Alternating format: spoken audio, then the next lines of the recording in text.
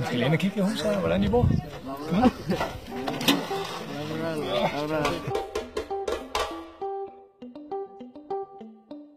Lidt af de forskellige overnatningsmuligheder, der er, når man tager på safari. Der er sådan 4 overordnede. Der er, hvis du er på camping safari, der er tented camp, som er det, vi står i her. Der er en stor pool bagved.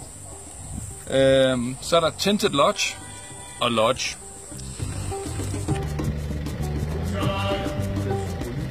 Her er vi ude i det, der hedder Kajikaji, som er en tented camp. Det vil sige, at du har de her store telte, altså midt i nationalparken. Der er bøfler 200 meter fra, hvor jeg står. De store fugle her bag ved mig. Zebraer, alle de her ting her. Altså midt i Serengeti nationalparken. Den måde, man simpelthen overnatter på, det er, at man har nogle af de her telte, som sagt, som man bor i. Og så er der nogle store telte, hvor man spiser. Det er dem, vi ser lige her fremme for jer.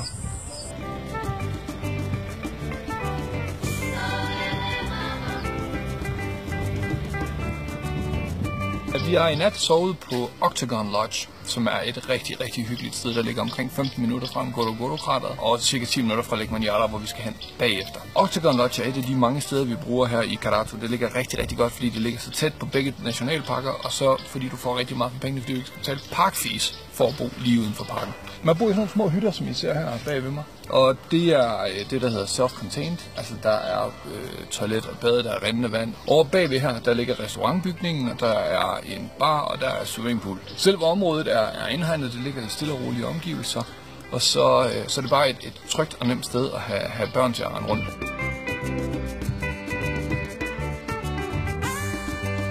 Nå, vi har i dag været på safari i Tarangire National Park, og er lige ankommet nu til der, hvor vi skal sove i aften i Sangaiwa Tented Lodge. Her er twin bed konfiguration, lille sideområde, plads til taskerne. Læg mærke til her. Og herude, stort badeværelse. Stedet kører på solenergi, så man kan lade sin telefon op, man kan lade sin computer op, man har elektrisk lys, man kan sidde og kigge ved. Lige slutte af med at kigge udenfor igen, det er simpelthen noget af det mest fantastiske, jeg nogensinde har set.